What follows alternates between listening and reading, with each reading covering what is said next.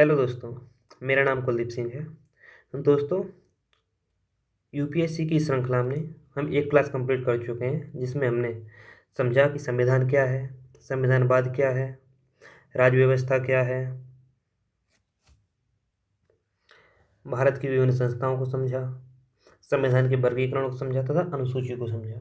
आइए इसी क्रम में हम आज की दूसरी क्लास स्टार्ट करते हैं और आज हम संविधान के परिचय से क्लास को स्टार्ट करेंगे। आइए शुरू करते हैं क्लास को। हेडिंग देते हैं संविधान का परिचय।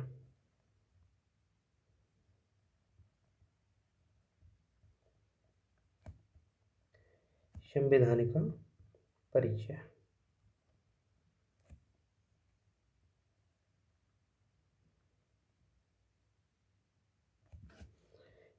इसे हम तीन भागों में बांट सकते हैं।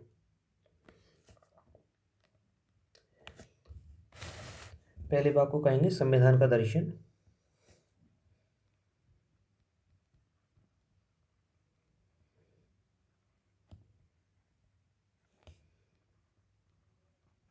संविधान का दर्शन। दूसरे भाग को कहेंगे सरकार का गठन। सरकार का गठन। और तीसरे भाग में हम देखेंगे विविध।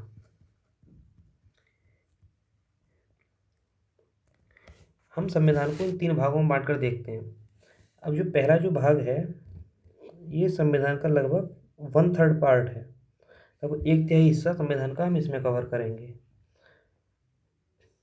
1/3 पार्ट। और ये जो है सरकार का गठन, ये संविधान का सबसे बड़ा भाग है। और उसके बाद हम जो कुछ रह जाएगा वो विविध में हम उसको देखेंगे। अब सबसे पहले हम देखते हैं कि संविधान के दर्शन में क्या क्या चीज़ें आएंगी। संविधान के दर्शन में सबसे पहले हम देखेंगे प्रस्तावना को। प्रस्तावना। उसके बाद हम देखेंगे मौलिक अधिकार। मौलिक अधिकार।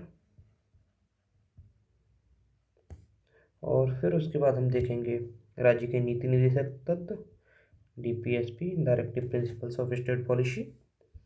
और उसके बाद जो रह गया हमारा, वो रह गया मूल कर्तव्य। इतना जो ये सब जो चीज़ें हैं, इनके माध्यम से हमारे संविधान का दर्शन हमारे लिए पता चलता है। और जो सबसे बड़ा पार्ट है, इसे हम बाद में डिस्क्राइब करेंगे। पहले देखते हैं कि विविध के अंतर्गत हम क्या क्या चीज़ें देखने वाले हैं। इसमें हम सबसे पहले देखेंगे केंद्र राज्य संबंध।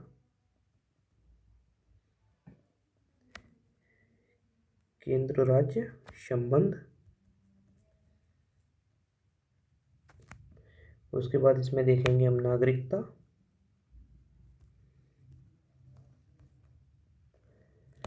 उसके बाद हम इसमें देखेंगे निर्वाचन आयोग।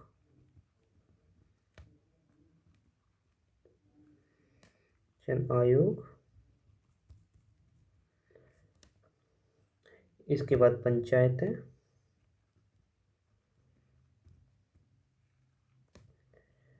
और लास्ट देखेंगे नगर पालिका।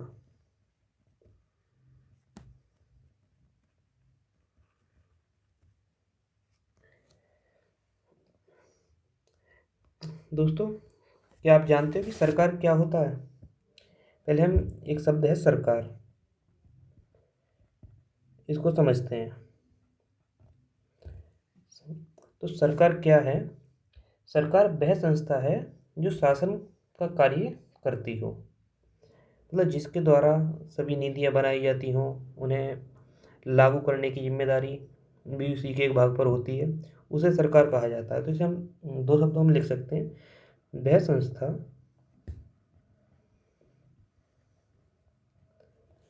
जो शासन चलाने का कार्य करती हो। जो शासन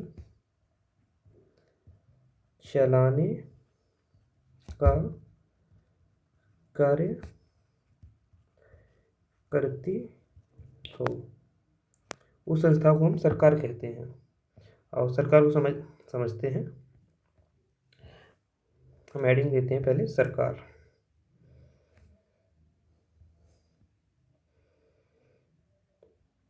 सरकार। अब पहले हम सरकार को समझाएंगे सरकार क्या है। सरकार को हम 3 भागों में बांटेंगे। इसका जो पहला भाग होगा, फिर दूसरा होगा, फिर तीसरा। पहले भाग को क्या कहते हैं? पहले भाग को कहा जाता है विधायिका।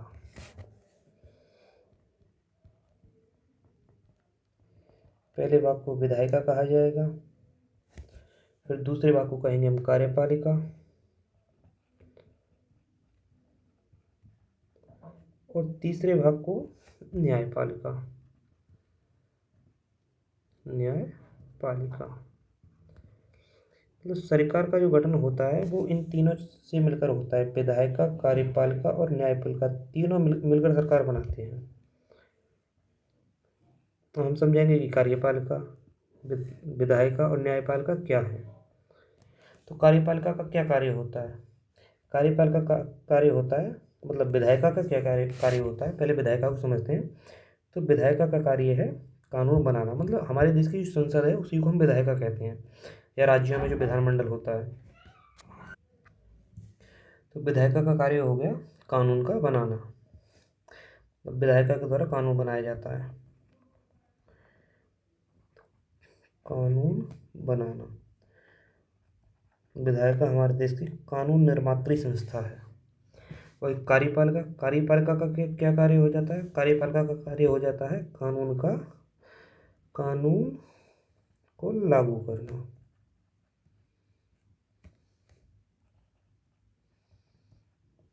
लागू करना।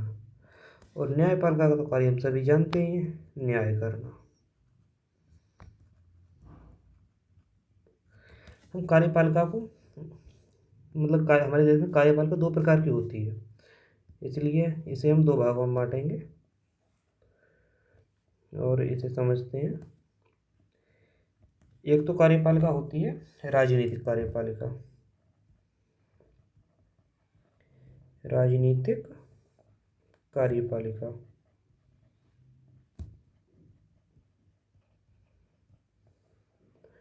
और दूसरी होती है प्रशासनिक कार्यपालिका। प्रशासनिक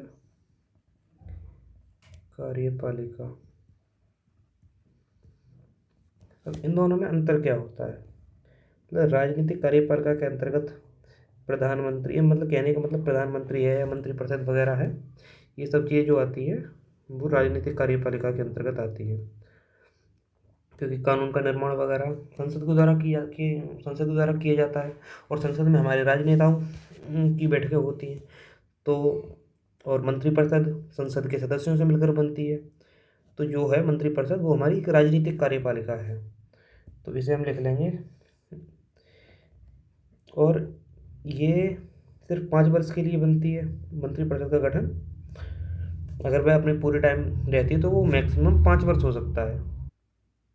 इसलिए इसे अस्थायी कार्यपालिका भी कहा जाता है। अस्थायी कार्यपालिका। और इसका एग्जाम्पल मैं बता ही चुके हैं पहले, क्या आ जाएगा? मंत्रिपरिषद।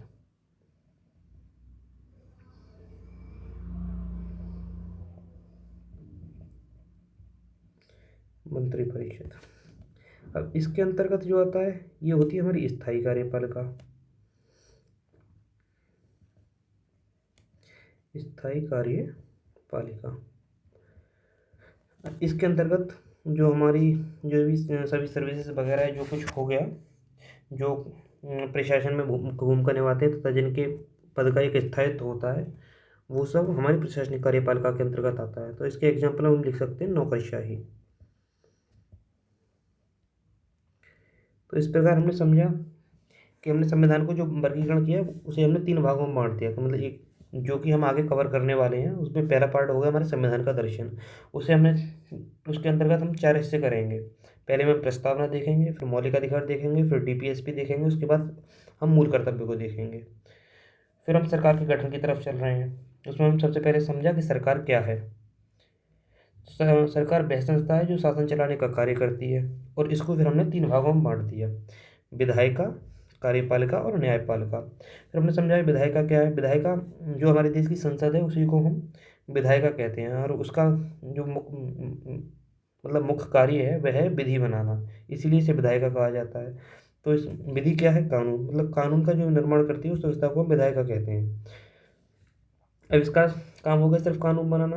अब कानून बनने के बाद जाएगा कार्यपालिका के पास। अब कार्यपालिका का कार्य हो जाता है कानून को लागू करना, तो कार्यपालिका के द्वारा कानून को लागू किया जाएगा। लेकिन कार्यपालिका के 2 स्तर होते हैं। पहला स्तर हो गया एक राजनीतिक स्तर, एक प्रशासनिक स्तर। तो राजनीतिक स्तर में जो कार्यपालिका होती है वो अस्थायी कार्यपालिका होती है, क्योंकि मंत्रिपरिषद का स्थायित्व तो नहीं होता है, वो कभी भी भंग हो सकती है। लेकिन प्रशासनिक कार्यपालिका जो होती है वो स्थायित्व होती है। जैसे तुम सब जब लोग सेलेक्ट हो जाओगे तो एक अधिकारी बनोगे, तो तुम्हारी पद की एक निश्चित सीमा होगी कि तुम इतने दिनों तक पद पर रहोगे ही रहोगे। तो तुम्हारे कार्यकाल का स्थायित्व है वहाँ पे, तो इसलिए ऐसी कार्यपालिका जिसके कार्यकाल का स्थायी होना हमारे संविधान के द्वारा निर्धारित किया गया है कि कोई भी प्रशासनिक पद पर व्यक्ति इतने समय तक रहेगा तो वो स्थायी पद हो जाता है, इसलिए इसे स्थायी कार्यपालिका कहा जाता है, और इसके अंतर्गत नौकरशाही आ जाती है। अब देखते हैं सरकार का गठन। सरकार का गठन किस प्रकार से होता है, तो हम हेडिंग देंगे सरकार का गठन।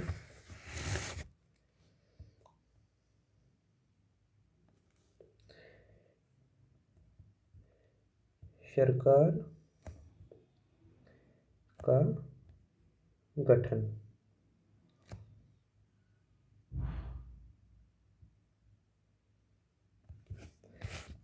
इसे भी हम उन्हीं 3 भागों में बांटेंगे: विधायिका, कार्यपालिका और न्यायपालिका।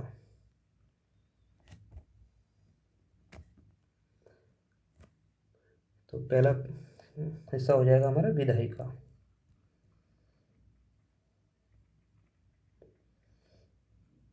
विधायिका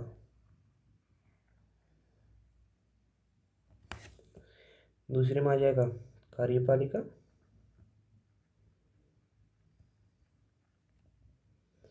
कार्यपालिका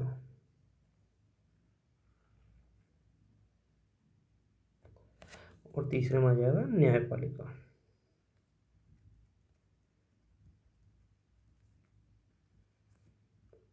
आइए अब इसे समझने का प्रयास करते हैं। अब कार्यपालिका क्या है? हमारे देश को कहा गया है कि भारत एक राज्यों का संघ होगा। तो हमारे देश में एक संघ है और एक राज्य है। तो संघ को ही हम कहते हैं ये संघ हो गया, इसी को हम केंद्र भी कह देते हैं।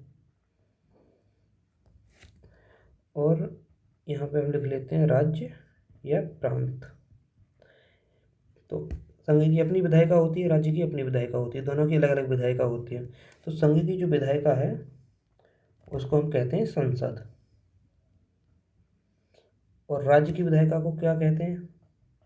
राज्य की विधायिका को कहा जाता है राज्य विधानमंडल।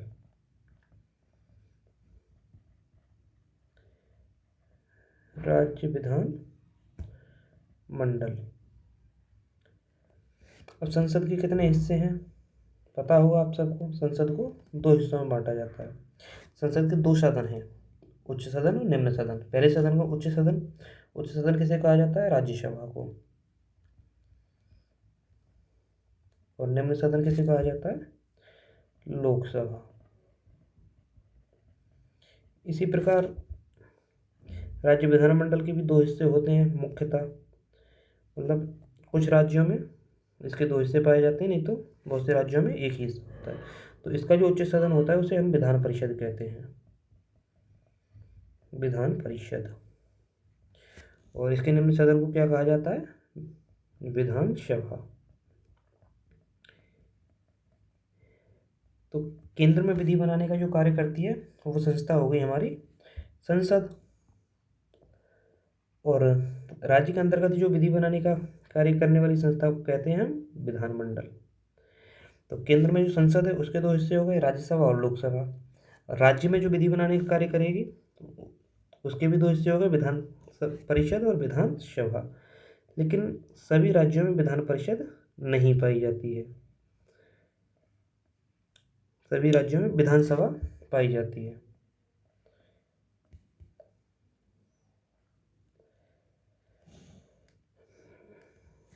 अब देखते हैं पहले न्यायपालिका को। न्यायपालिका के अंतर्गत ऐसे विभाजन नहीं, न्यायपालिका के अंतर्गत एक क्रम पाया जाता है। न्यायपालिका में सबसे सर्वोच्च जो न्यायालय है हमारा, उसे कहा कहते हैं सुप्रीम कोर्ट, सर्वोच्च न्यायालय, जो कि सबसे प्रथम स्थान पर बैठा हुआ है। इसके बाद जो आता है वो आ जाता है हाई कोर्ट। हाई कोर्ट के अंदर आता है डिस्ट्रिक्ट कोर्ट।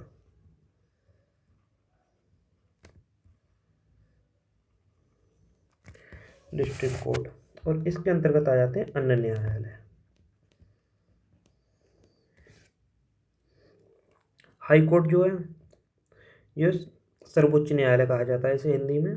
ये भारत का एक अपीलीय न्यायालय है, यहाँ सिर्फ अपील के माध्यम से जाया जा सकता है। इसी प्रकार हाई कोर्ट सुप्रीम कोर्ट के बाद दूसरे नंबर पर आता है। उसके बाद फिर डिस्ट्रिक्ट कोर्ट, और फिर उसके नीचे अन्य न्यायालय आ जाते हैं। यह हम समझते हैं कार्यपालिका।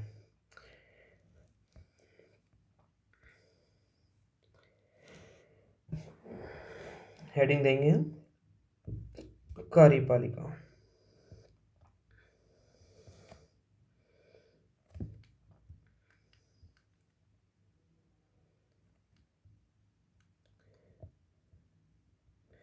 कार्यपालिका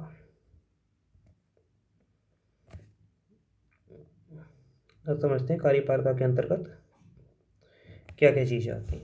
सबसे पहले हम देखेंगे कि कार्यपालिका को ये हमने पीछे भी दो हिस्सों में बांटा था। मतलब पीछे हमने बताया था कि कार्यपालिका के अंतर्गत किस प्रकार की कार्यपालिका होती है, अस्थायी कार्यपालिका और एक स्थायी कार्यपालिका। लेकिन जब हमने संसद को दो हिस्सों में बांटा, मतलब संसद विधायिका को दो बांटा कि हमारे देश में राज्य की अलग विधायिका होती है और केंद्र की अलग विधायिका, उसी प्रकार कार्यपालिका भी दोनों की अलग अलग होती है। और इसमें काफ़ी हद तक समानताएं हैं, बस थोड़े बहुत अंतर हैं। तो इसलिए हम पहले लिख लेंगे संघ। संघ की विधायिका एक तरफ और एक तरफ राज्य। इसके माध्यम से हम तुलना भी कर लेंगे कि दोनों में अंतर क्या है और समानताएं क्या हैं। तो हम सबसे पहले देखते हैं कि संघ की कार्यपालिका में सब सर्वोच्च जो पद पाया जाता है वो राष्ट्रपति का होता है। राष्ट्रपति का पद भारत में सर्वोच्च पद माना जाता है। लेकिन राज्य में जो राज्य का प्रमुख होता है उसे राज्यपाल कहते हैं। तो राज्य में जो संवैधानिक पद है राज्य प्रमुख का, वो राज्यपाल है, और राष्ट्र प्रमुख राष्ट्रपति हो गया। तो केंद्र में राष्ट्रपति के बाद आता है उपराष्ट्रपति। लेकिन राज्य में उपराज्यपाल का मतलब उपराज्यपाल के किसी भी पद का प्रावधान नहीं किया गया है। या तो राज्यपाल होगा बस, या फिर जो लेफ्टिनेंट गवर्नर वो यूनियन टेरिटरी वगैरह का होता है उसे प्रशासक वगैरह कहा जाता है, लेकिन वो उपराज्यपाल इस श्रेणी का नहीं होता। जैसे राष्ट्रपति के बाद उपराष्ट्रपति आता है राज्यपाल के बाद, ऐसे उपराज्यपाल का पद हमारे संविधान में प्रावधान नहीं किया गया है उस पद का। अब इस क्रम में उपराष्ट्रपति के बाद आ जाता है प्रधानमंत्री। तो संघ की कार्यपालिका में एक प्रधानमंत्री का पद होता है, तो राज्य की कार्यपालिका में मुख्यमंत्री का पद होता है। मतलब जो कार्य संघ में प्रधानमंत्री के द्वारा किया जाएगा वो राज्य में मुख्यमंत्री के द्वारा किया जाएगा। इसी प्रकार प्रधानमंत्री के बाद राज्य संघ में आता है मंत्रिपरिषद और मंत्रिमंडल।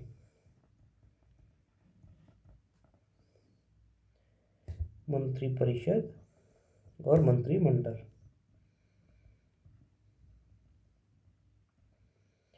तो इसी तरह से हमारे राज्य में भी मंत्रिपरिषद और मंत्रिमंडल पाया जाता है।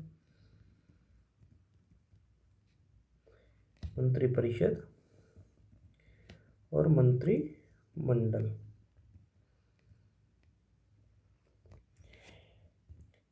केंद्र के अंतर्गत केंद्रीय सेवाएं आती हैं, जैसे ये आईएएस, आईपीएस, आईएफएस वगैरह ऐसी जो केंद्र की सेवाएं हैं वो सब केंद्र के अधीन आती हैं।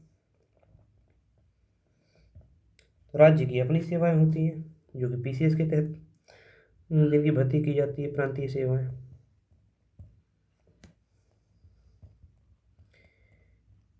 ये सेवाएं तो हमने समझ लिया कि जो कार्यपालिका है, संघ की कार्यपालिका और राज्य की कार्यपालिका दोनों समानांतर चलती हैं, लेकिन ये अपने अपने राज्य क्षेत्र में दोनों स्वतंत्र होती हैं।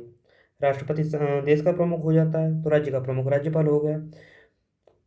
संघ में उपराष्ट्रपति के पद का प्रावधान किया गया है, लेकिन राज्य में एक उपराज्यपाल के पद का प्रावधान नहीं किया गया है। केंद्र में प्रधानमंत्री का पद होता है, राज्य में मुख्यमंत्री का पद होता है। जो कार्य केंद्र में प्रधानमंत्री के द्वारा किए जाते हैं, वही कार्य राज्य में मुख्यमंत्री के द्वारा किए जाते हैं। केंद्र में भी मंत्रिपरिषद और मंत्रिमंडल होता है, तो राज्य में भी मंत्रिपरिषद और मंत्रिमंडल होता है। केंद्र की अपनी केंद्रीय सेवाएं कहलाती हैं, प्रांत की सेवाओं को हम प्रांतीय सेवाएं कह देते हैं।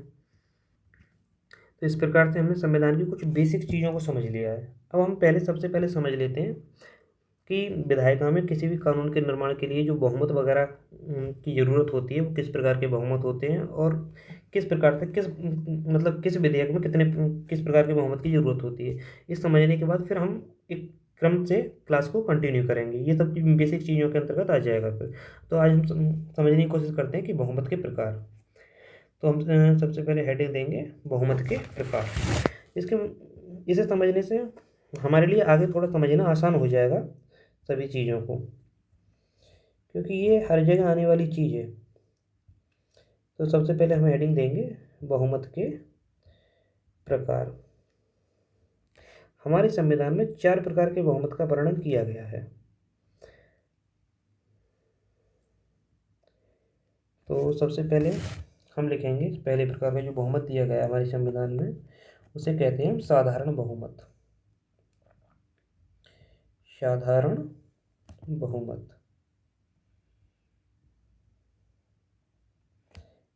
इसे इंग्लिश में बोला जाता है सिंपल मेजॉरिटी। अब ये क्या है, इसे समझते हैं। साधारण बहुमत तो ऐसे बहुमत को कहते हैं जब उपस्थित, मतलब सदन में जितने लोग उपस्थित हैं और मतदान करने वाले सदस्यों का जो बहुमत होगा वो साधारण बहुमत होगा। उपस्थित और मतदान करने वालों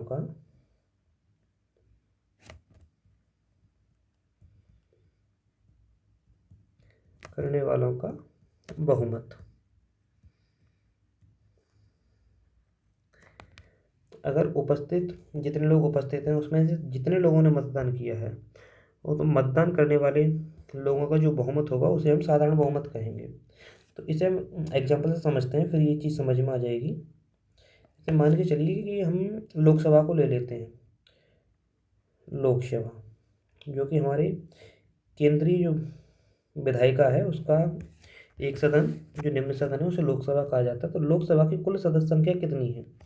तो वर्तमान में इसकी कुल जो सदस्य संख्या है वो है 543। अब साधारण बहुमत के अंतर्गत क्या होता है? उपस्थित और मतदान करने वालों का बहुमत।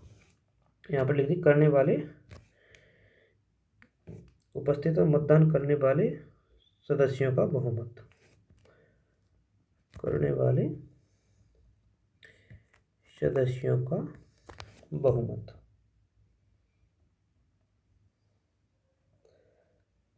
तो इसे समझते हैं। जैसे मान के चलिए कि लोकसभा में कुल सदस्य संख्या 543 है, लेकिन किसी दिन जो कुल सदस्य जो उपस्थित हुए, मान के चलते हैं उपस्थित जो सदस्य हैं वो थे 200 सदस्य, लेकिन इनमें से मतदान जो किया वो सिर्फ 180 लोगों ने किया। मतलब कुल सदस्य संख्या थी 543, उस दिन उपस्थित हुए 200 और मतदान किया 180। तो साधारण बहुमत के अंतर्गत हम सिर्फ जितने लोगों ने मतदान किया है उसे कंसीडर करेंगे। तो साधारण बहुमत में हो जाएगा हमारा 180 लोगों का बहुमत। तो 180/2 बराबर हो गया 90। तो यदि 90 लोग, नहीं 90, अगर ये सम संख्या है तो हम इसमें +1 करते हैं। तो ये हो गया 90 + 1 मतलब कि 91। यदि 91 लोग किसी बहुमत के पक्ष में वोट कर देते हैं तो वो बहुमत पास हो जाता है। और यदि किसी बहुमत के पक्ष में मतलब जो बहुमत साधारण बहुमत से पास होना है और उसके पक्ष में 91 मत नहीं मिलते उसको, तो वो बहुमत गिर जाएगा। यहाँ एक चीज़ ध्यान रखने वाली बात है, अगर ये सम संख्या होती है तो हम इसमें प्लस वन करते हैं, लेकिन वहीं अगर ये मानते हैं कि मतदान किया होता 179 लोगों ने, तो हम इसका बहुमत निकाल लेते हैं 179/2, ये कितना हो जाएगा, 2×8 = 16, 2×18.5। तो यहाँ पे हम एक चीज़ समझने वाली बात है कि अगर पॉइंट, जैसे कि पॉइंट के बाद संख्या आती है, जैसे 0.1, 0.2, 0.3, 0.4, अगर इतने तक कोई संख्या आती है तो हम पॉइंट से पहले जो संख्या है उसी को रखते हैं। तो यहाँ लिख सकते हैं पहली संख्या, पहली संख्या। और यदि 0.5, 0.6, 0.7, 0.8 और 0.9 तक कोई संख्या आती है तो उसके बाद हम अगली संख्या को लेते हैं, अगली संख्या। तो अब यहाँ पर बताइए कि ये आया 89.5, तो सदस्यों की कुल सदस्य साधारण बहुमत के लिए कुल कितने सदस्यों की संख्या अनिवार्य होगी यहाँ पे, तो 5 है, तो 5 यहाँ पे कहाँ है, अगली संख्या, तो हम लेंगे यहाँ पे 90। तो 90 लोग हमारे लिए चाहिए इस बहुमत को पास कराने के लिए। तो साधारण बहुमत समझ गए। तो अब हम समझते हैं कि इस बहुमत का प्रयोग कहाँ कहाँ होता है, ये देखते हैं। तो हम लिखते हैं, वैसे में ये साधारण बहुमत जो सबसे अधिक प्रयोग में आने वाला बहुमत है, तो इसे लिख सकते हैं सबसे अधिक प्रयोग में आने वाला बहुमत।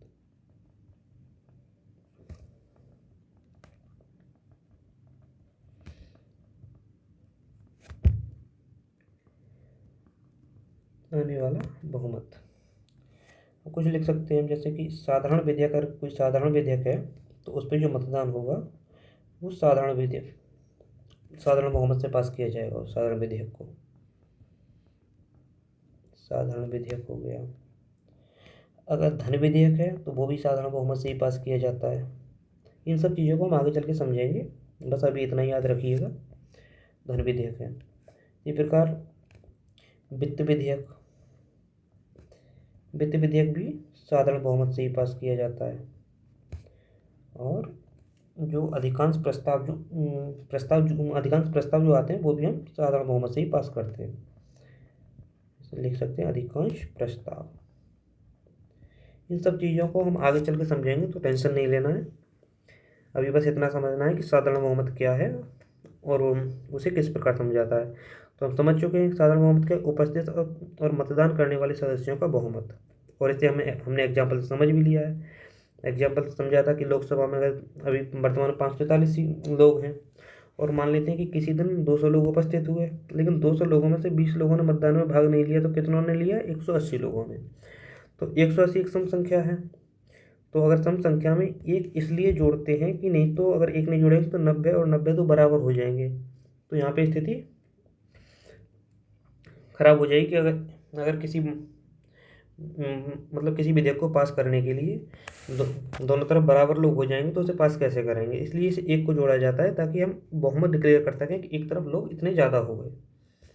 आइए अब अगले प्रकार के बहुमत को समझते हैं। जो दूसरा प्रकार है बहुमत का, उसे कहते हैं हम प्रभावी बहुमत, प्रभावी बहुमत। इसी को हम तत्कालीन बहुमत भी कह देते हैं, तत्कालीन बहुमत। अब इसको हम समझते हैं कि प्रभावी या तत्कालीन बहुमत क्या है। इसे इंग्लिश में मतलब इफेक्टिव मेजॉरिटी या देन मेजॉरिटी के नाम से जाना जाता है। आइए समझते हैं इसको कि ये क्या है।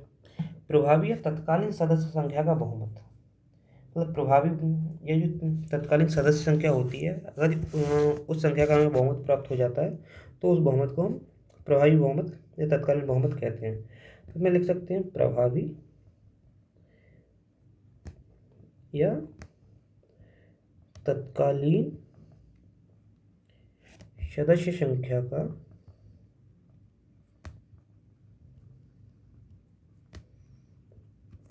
बहुमत। तो अब यहाँ एक शब्द निकल के आ गया कि प्रभावी तत्कालीन सदस्य संख्या क्या है।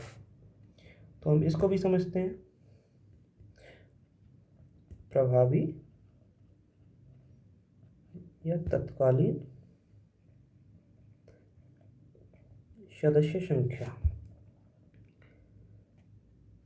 सदस्य संख्या, तो इसके अंतर्गत आएगा कुल संख्या माइनस रिक्तियाँ। तो किसी सदन की कुल जो सदस्य संख्या है, कुल संख्या माइनस रिक्तियाँ, रिक्तियाँ।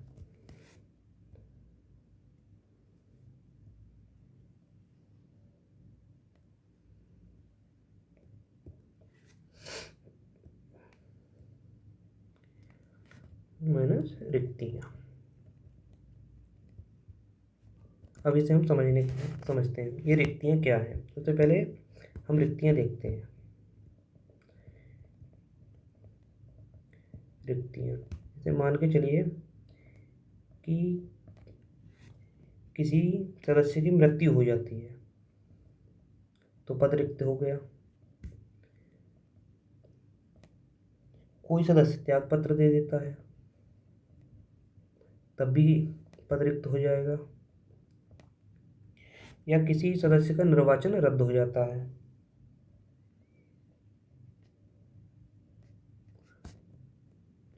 रद्द। तो ये तीन स्थितियां बनती हैं जैसे किसी पद के रिक्त होने की।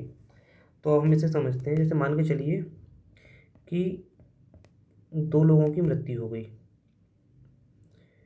दो लोगों का ने त्याग पत्र दे दिया और तीन लोगों का निर्वाचन रद्द हो गया। ये हम एग्जाम्पल के लिए मान रहे हैं ताकि हम इस चीज़ को समझ सकें कि तत्कालीन सदस्य संख्या कितनी है। अब हम एग्जाम्पल के लिए ले लेते हैं फिर से लोकसभा को। लोकसभा, और लोकसभा में कुल जो सदस्य संख्या है वो है 543। अब माइनस कितना हो रहा है, ये 2 2 4 और 3 7, तो माइनस हो गया 7। यहाँ लिखा हुआ है, हमने ये फॉर्मूला लिखा है कुल संख्या माइनस रिक्तियाँ, ताकि तत्कालीन सदस्य संख्या हमारी निकल आए। तो ये कितना बचा, ये बचा 536। अब इसे हम देखते हैं। अब इसका जो बहुमत होगा 536 का, एक सम संख्या है तो 536/2 + 1, तो ये कितना बनेगा, ये हो जाएगा 2 2 जा 4, 2 6 जा 12 और 2 8 जा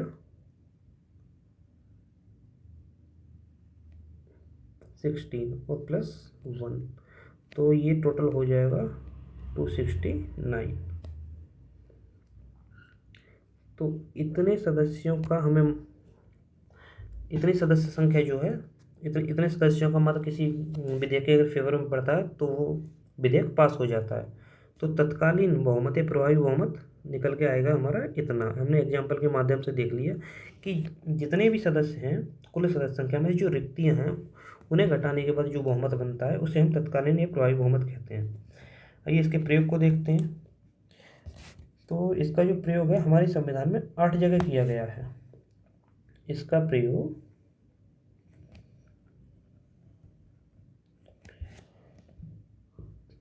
संविधान में 8 जगह, 8 जगह हुआ है, यानी 8 जगह होगा।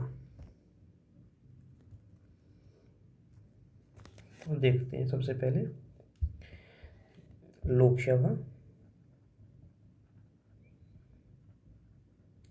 लोकसभा, फिर आ जाता है राज्यसभा,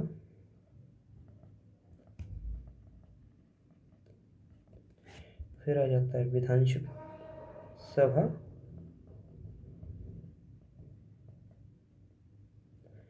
और फिर आ जाता है विधान परिषद।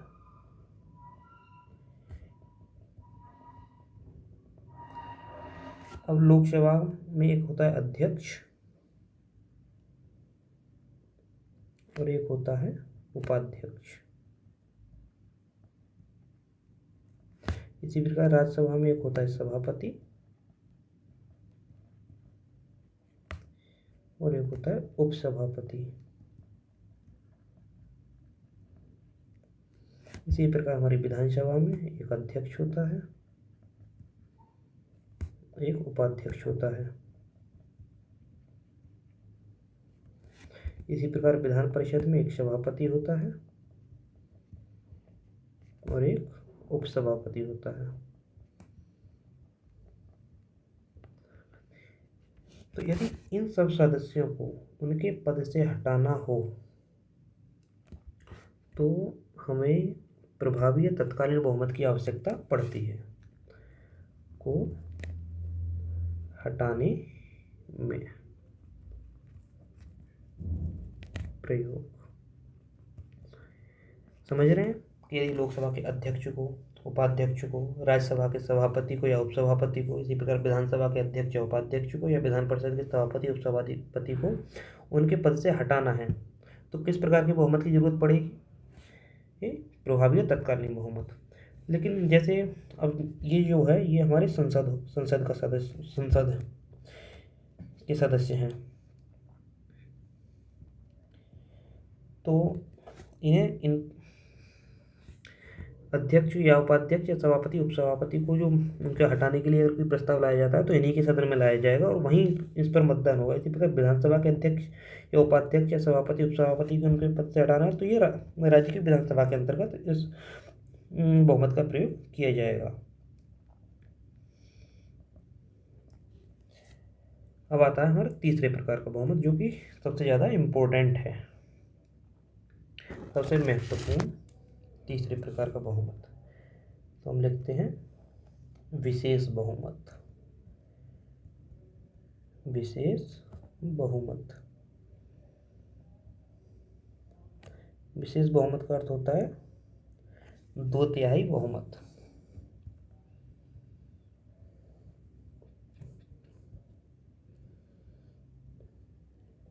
अब इसके भी 3 प्रकार होते हैं। इसके 3 प्रकार हैं।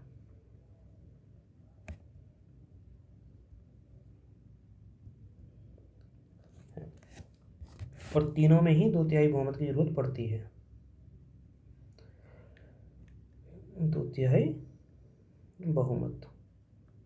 आइए समझते हैं कि इसमें पहला जो प्रकार है वो क्या है इसका। इसे हम रोमन में लिख लेते हैं पहला। इसे बोलते हैं पहले प्रकार का विशेष बहुमत। पहले प्रकार का विशेष बहुमत। विशेष बहुमत। आइए समझते हैं कि इसके अंतर्गत क्या आता है। तो पहले प्रकार का जो विशेष बहुमत है उसमें उपस्थित और मतदान करने वाले सदस्यों का 2/3 बहुमत, मतलब जितने लोग उपस्थित हैं उनमें से जिन लोगों ने मतदान किया उनका 2/3 बहुमत। तो जैसे साधारण बहुमत में हमने उपस्थित और मतदान करने वालों का बहुमत निकाला था, उसी प्रकार से इसमें उपस्थित और मतदान करने वालों का 2/3 बहुमत है। वहाँ सिर्फ बहुमत था, यहाँ 2/3 बहुमत है, इतना ही अंतर है इसमें। तो इसे हम लिख सकते हैं उपस्थित और मतदान करने वाले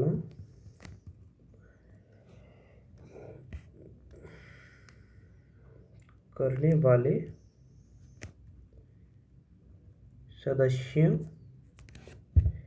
का 2/3 बहुमत। आइए इसे भी हम एग्जाम्पल के माध्यम से समझते हैं। फिर से हम एग्जाम्पल लोकसभा का लेते हैं। जैसे कि लोकसभा कुल सदस्य संख्या कितनी होगी इसकी 543।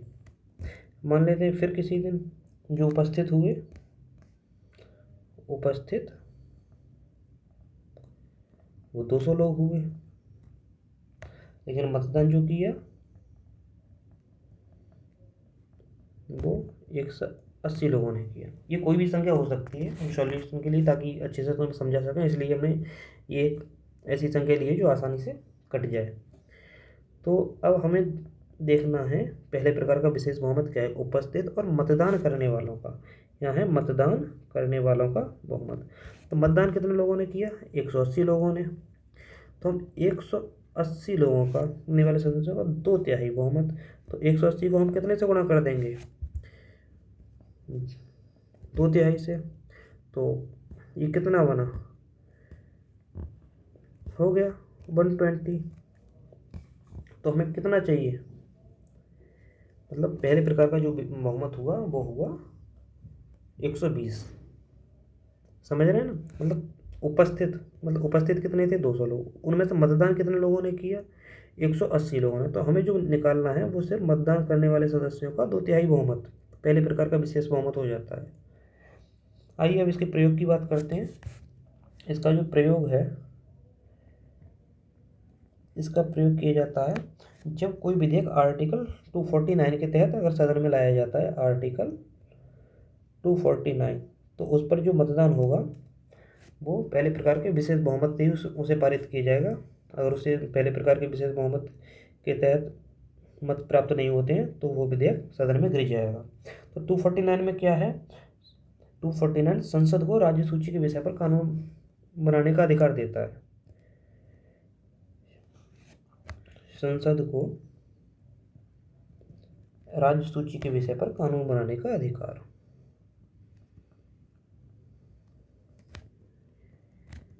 के विषय पर कानून बनाने का अधिकार।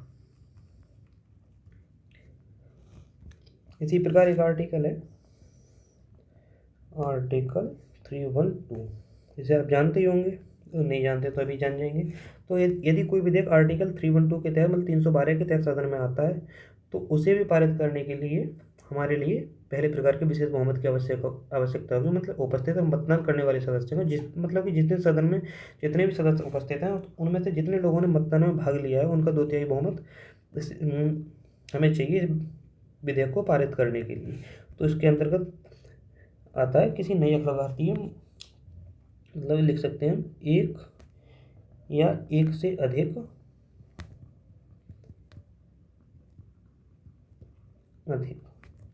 अखिल भारतीय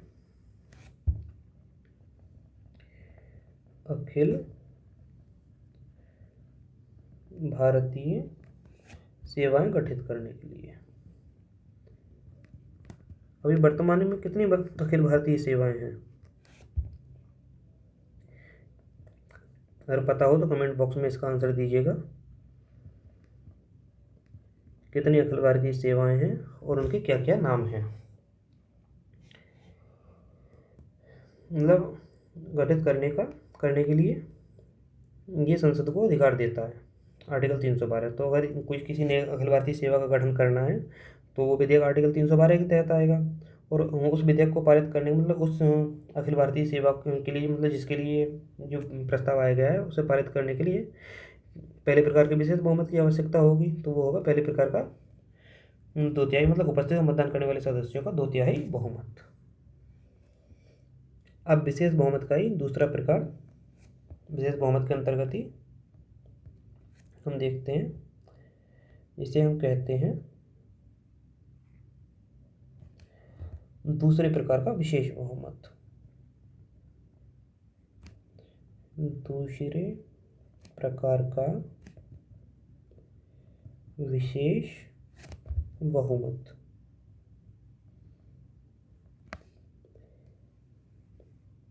आइए इसको समझते हैं। इसके अंतर्गत आता है उपस्थित और मतदान करने वाले सदस्यों का 2/3 बहुमत। यानी जो हमें पहले प्रकार के विशेष बहुमत में था वो इसमें भी हमें चाहिए ही चाहिए। लेकिन इसमें एक क्लॉज अलग से जोड़ देते हैं कि जो आधे से कम ना हो। तो इसे लिखते हैं उपस्थित और मतदान करने वाले सदस्यों का 2/3 बहुमत। अब यहाँ पर हम एक क्लॉज और जोड़ देंगे, जो सदन की कुल सदस्य संख्या का, जो सदन की कुल सदस्य संख्या के आधे से कम ना हो, आधे से कम ना हो। आइए इसे हम एग्जाम्पल के माध्यम से समझते हैं। एग्जाम्पल में हम फिर से लोकसभा लेते हैं। लोकसभा के कितने सदस्य हैं? सदस्य संख्या, कुल सदस्य संख्या कितनी है इसकी? 543। तो इस बहुमत के लिए हमें कुल कितना चाहिए?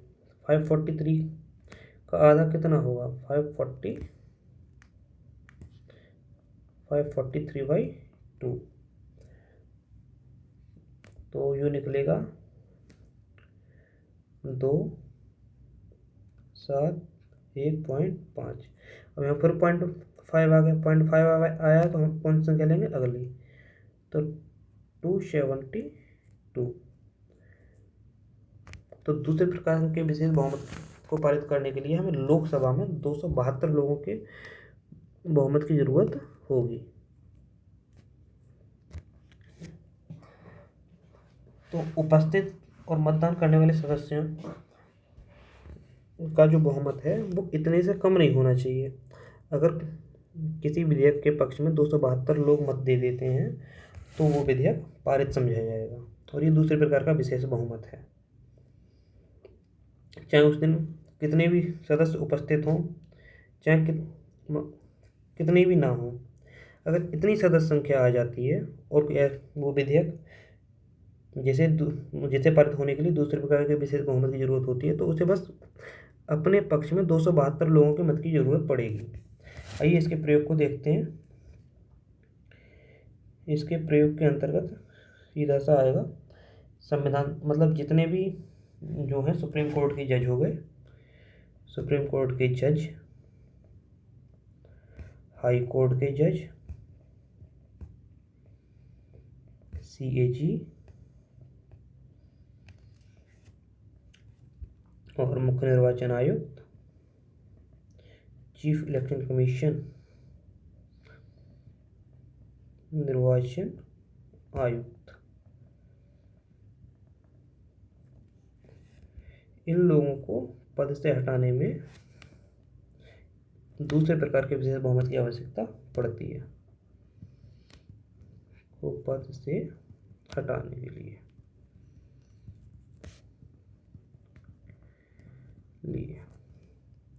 और यदि संविधान में जो भी संविधान संशोधन विधेयक लाए जाते हैं हमारे सदन में, उसे पारित करने के लिए इसी विधेयक की जरूरत होती है। तो लिख सकते हैं संविधान संशोधन विधेयक, संविधान संशोधन विधेयक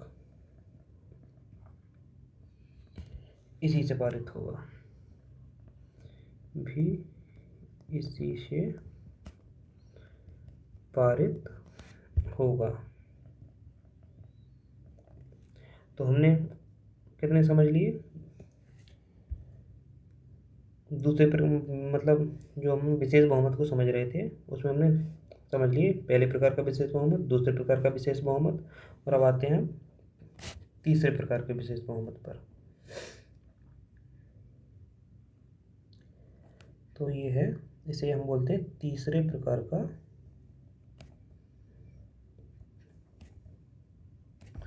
विशेष बहुमत।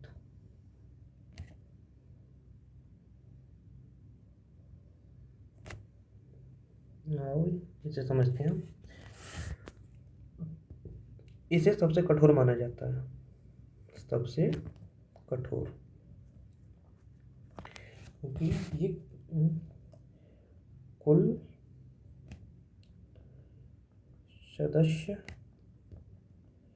संख्या का 2/3 बहुमत,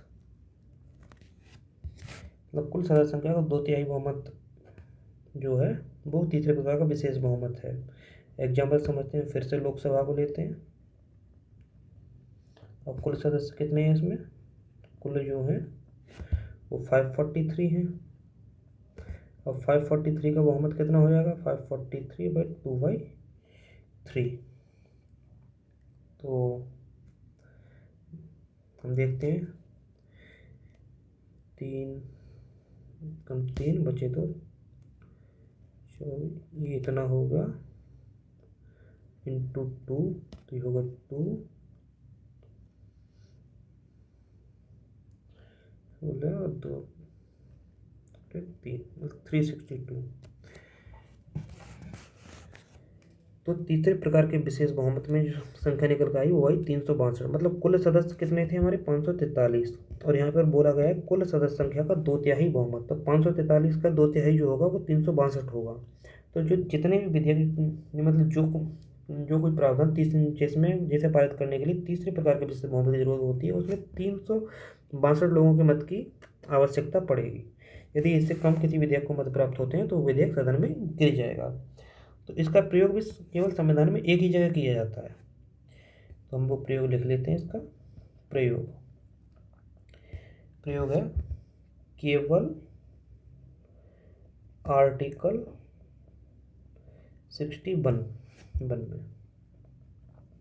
तो आर्टिकल 61 तो आप लोग जानते ही होंगे क्या है। आर्टिकल 61 के अंतर्गत आता है राष्ट्रपति पर महाभियोग। मतलब कि यदि राष्ट्रपति को उसके पद से हटाना है तो आर्टिकल 61 के तहत हटाया जाता है। उसे पद से हटाने के लिए तीसरे प्रकार के विशेष बहुमत की जरूरत पड़ती है, जो कि सबसे कठिन विशेष बहुमत है। तो हमने साधारण बहुमत को समझ लिया, फिर प्रभावी बहुमत या तत्कालीन बहुमत को समझ लिया, फिर विशेष बहुमत के तीनों प्रकारों को समझ लिया। अब रह गया चौथा प्रकार। आइए चौथा प्रकार क्या है देखते हैं। चौथे प्रकार को कहा जाता है पूर्ण बहुमत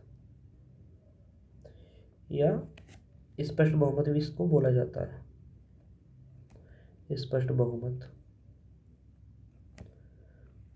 आइए इसको देखते हैं। तो पूर्ण बहुमत या स्पष्ट बहुमत, इसे इंग्लिश में एब्सोल्यूट मेजॉरिटी भी कह देते हैं। तो इसका मतलब कुल सदस्य संख्या का बहुमत, कुल सदस्य संख्या का बहुमत।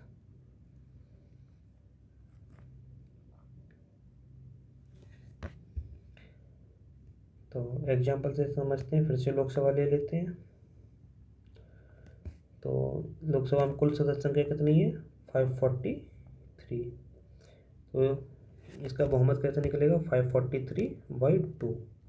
ये हो जाता है 271.5। 0.5 है तो इसे हम कर लेंगे 272। तो पूर्ण बहुमत कितना हुआ हमारी लोकसभा के लिए, वो 272 है। इसका प्रयोग जो है,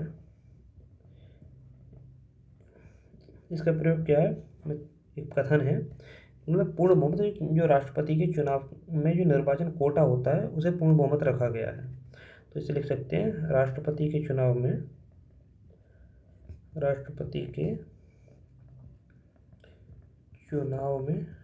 निर्वाचन कोटा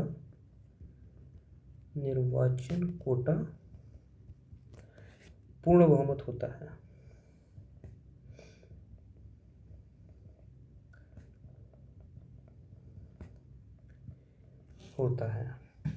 तो हमने बहुमत के चारों प्रकारों को समझ लिया। चारों प्रकार कौन कौन से, एक बार फिर से हम इसे रिवाइज कर लेते हैं। सबसे पहले साधारण बहुमत को हमने समझा, मतलब उपस्थित और मतदान करने वाले सदस्यों का बहुमत। फिर हमने प्रभावी बहुमत या तत्कालीन बहुमत को समझा। इसके अंतर्गत आया था मतलब तत्कालीन सदस्य संख्या का बहुमत, मतलब रिक्तियाँ घटाकर सदन की जो सदस्य संख्या बचती है उसका बहुमत। फिर हमने तीसरे प्रकार का बहुमत देखा था, विशेष बहुमत। विशेष बहुमत को हमने 3 प्रकार में बांटा था। पहले प्रकार का विशेष बहुमत, दूसरे प्रकार का विशेष बहुमत और तीसरे प्रकार का विशेष बहुमत। पहले प्रकार के विशेष बहुमत में क्या था, उपस्थित और मतदान करने वाले सदस्यों का 2/3 बहुमत। दूसरे प्रकार के विशेष बहुमत के अंतर्गत क्या था, उपस्थित और मतदान करने वाले सदस्यों का 2/3 बहुमत। देखिए इसमें एक क्लॉज जुड़ा हुआ था कि जो कुल सदस्य संख्या के आधे से कम ना हो। और फिर हमने तीसरे प्रकार के विशेष बहुमत को देखा, कुल सदस्य संख्या का 2/3 बहुमत, जो कि हमने बताया कि वो सबसे कठोर बहुमत है और इसका प्रयोग केवल राष्ट्रपति पर महाभियोग चलाने के लिए किया जाता है। फिर हमने चौथे प्रकार के बहुमत को देखा, वो था पूर्ण बहुमत या स्पष्ट बहुमत। इसे इंग्लिश में एब्सोल्यूट मेजॉरिटी के नाम से जाना जाता है। अब एक टर्म्स और है जो कि हम कई बार सुनते हैं, कोरम। कोरम कोरम क्या होता है? कोरम, इसे हम गणपूर्ति भी बोल देते हैं। कोरम है गणपूर्ति। समझते हैं इसे क्या है? वह न्यूनतम संख्या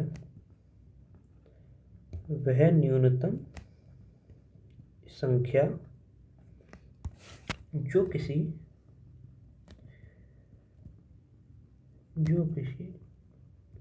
सदन की कार्यवाही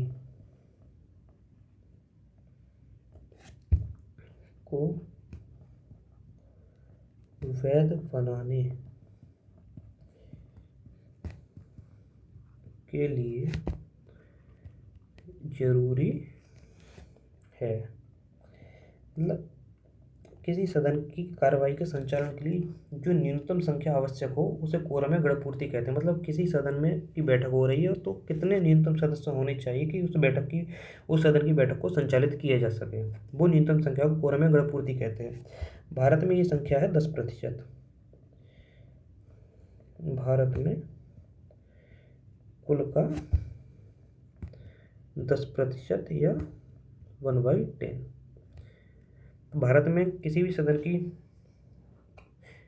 की बैठक को संचालित करने के लिए उस सदन की कुल सदस्य संख्या के अगर 1/10 से कम लोग उपस्थित हैं तो सदन की कार्यवाही को स्थगित कर दिया जाएगा, संचालन नहीं होगा। मतलब न्यूनतम संख्या कम से कम किसी बैठक को संचालित करने के लिए 1/10 सदस्यों की तो आवश्यकता होगी ही होगी। तो एग्जाम्पल के तौर पर हम फिर से लोकसभा को देखते हैं। लोकसभा में कुल कितने 543 लोग हैं, तो इसका जो 10% होगा वो इतना निकल के आएगा। मतलब 1/10 लोग 54.3 आएंगे, लेकिन यहाँ पे 3 है तो कुल कितने संख्या निकल के आएंगी, क्योंकि एक कम है तो यहाँ हो गए 54। मतलब कि लोकसभा की किसी बैठक को संचालित करने के लिए कम से कम 54 लोगों की आवश्यकता होती है। तो दोस्तों, आज हमने हमारी इस क्लास में संविधान की कुछ बेसिक चीज़ों को समझा और कल से हम क्लास को रेगुलर करेंगे। इसमें हम फिर एक एक करके आगे की चीज़ों को समझेंगे।